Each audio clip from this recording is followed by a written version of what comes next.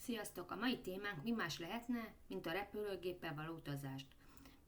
Mint tudjátok, Angliában élünk, és évente haza Magyarországra szoktunk látogatni. Mivel 3 éve nem voltunk otthon, ezért úgy döntött az anyukám, hogy ő most már azért haza szeretne utazni, meglátogatni az unokáit. Persze hetente beszél velük, Skype-on vagy a Facebook Messengeren, de valljuk be, az nem olyan, mintha személyesen találkoznánk velük. Itt kezdjük is bele a történetünkben, mivel magyarok vagyunk, szeretünk spórolni. Mikor eldöntötte, anyu mikor szeretne hazautazni, elkezdte nézegetni a repülőjegyeket. Talált is olcsó jegyeket a Jet2-nál és a Wizz Airnél. Igen, gyerekek, 2 különböző légitársaságnál vásárolt jegyeket. Mind a két légitársaság abból a városból indult, ahol lakunk. Meg is vettük a jegyeket Magyarországra a Jet2-val,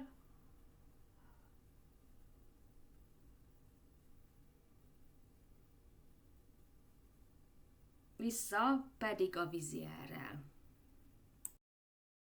A utazásnál volt egy kis probléma, itt zárójelben megjegyezném Jet2, már alapból átrakták az időpontot, 15 óra 25-kor indult volna, de küldtek egy e-mailt, amiben módosították, hogy 15 óra 25-kor fog indulni a repülőgép. Ez az időpont még időpont még oké volt, mivel nem Pesten él a húgom és a családja, hanem Pesttől 160-200 kilométerre, Püspökladány környékén, így eléri még az utolsó vonatot, ami este 10 óra után 10 perccel indul. Kiértünk a repülőtérre, és vártuk, hogy a digitális táblán kiírják, hogy hol lehet leadni a 20 kilós bőröndöt. Itt megjegyezném, hogy nem volt kiírva. Mi úgy találtuk meg a bőröndöt, hogy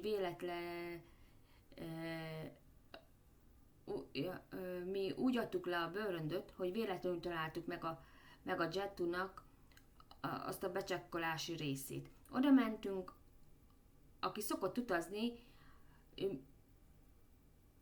azt tudja, hogy meg szoktak adni egy számvallumot, hogy például 45-től 51-ig a Budapestre tart utazók tudják leadni a bőröndöt. Itt egy papír plakátszerűség volt kirakva, hogy melyik városok csekkolhatnak be, és ide ki volt írva, hogy Budapestre is be lehet csekkolni, de a digitális táblán nem volt feltüntetve. Oké, de melyik asztalnál vagy boxnál lehet becsekkolni. Volt ott 2 fiatal srác dolgozó, akitől megkérdeztük, hogy melyik asztalhoz menjünk, deskhez menjünk, de lényegtelen, mert bármelyik deskhez mehettél, szóval üresen állt, mondta, hogy oda mehetünk, mert nincs senki, így leadtuk a bőröndöt. Elég egyszerű volt. Na, becsekkolás után mentünk a security checkhez, itt elbúcsúztunk anyitól, vártunk egy kis ideig, hogy ha valami problémába ütközik, és szüksége van ránk tolmácsként, de simán minden ment. Na, itt kezd izgalmas lenni a történet. Már majdnem otthon voltunk, mikor anyu írt egy üzenetet, hogy mit jelent az estimated, megbecsült. Lefordítottam neki 2 óra 2 óra 30 perc volt odaírva, hogy akkor nyitják ki a beszállókapot, de ez folyamatosan változott. Szóval nem szállt fel a gép 17 óra 25 perckor, majd csak 21 óra után kaptam egy üzenetet anyutól, hogy már a gépen ül és hamarosan indul. Szóval Magyarországra az út 2,5 óra, plusz hozzáadjuk még az útlevél ellenőrzés és a csomag felvételét.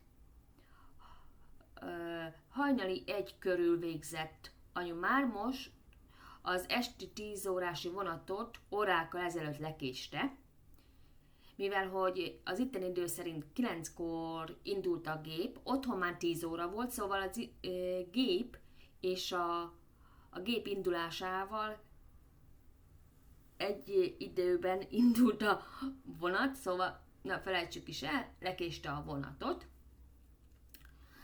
Úgyhogy az első közvetlen járat, amin nem kellett átszállni, az reggel 5 óra körül indult Püspökladányba.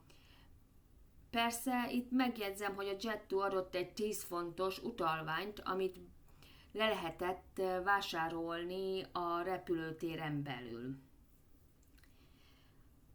De könyörgöm, ha ilyen, azt mondták, hogy műszaki probléma, de ha műszaki probléma adódik, miért nincs plusz egy gép, amit használhatnak, ha ilyen eset történik?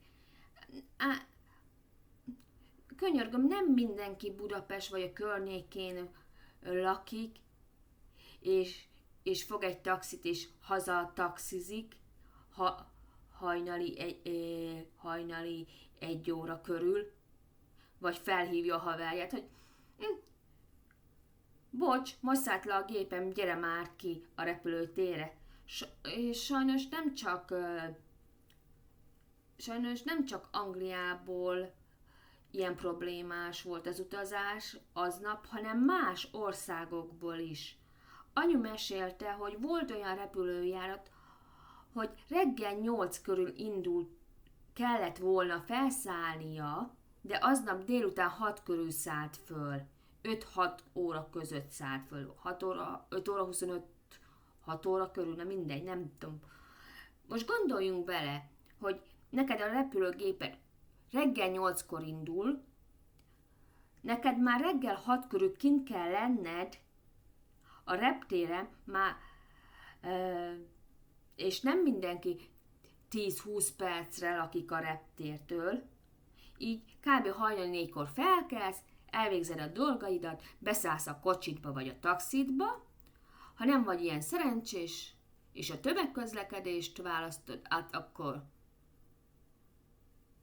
sok szerencsét hozzá, ilyen korán, és ha meg gyerekekkel utazol, mivel hogy nyári szünet, mondjuk még itt Angliában nem minden iskola zárt be, mert ez 2 hete történt, szóval nem minden iskola zárt be, úgyhogy, de lehet, hogy kikérték, mindegy, ha még gyerek, vagy kicsik a gyerekek, akkor meg alapból el tudod kérni az óvodából, és akkor, na mindegy, a lényeg az, hogy ha gyerekkel utazol, akkor végleg meghaltál, mert mondjuk a gyereked is hajnali 4-kor felkelted, és akkor még mindig ott dekkolsz 12 órával később, és nem tudod, mikor indul a repülőgéped, és akkor na, most felszálltál 6 óra, délután 6-kor a repülőre, vagy este 6-kor, ki hogy mondja, felszálltál, és akkor még utazol x időt, nem tudod, pont, mondjuk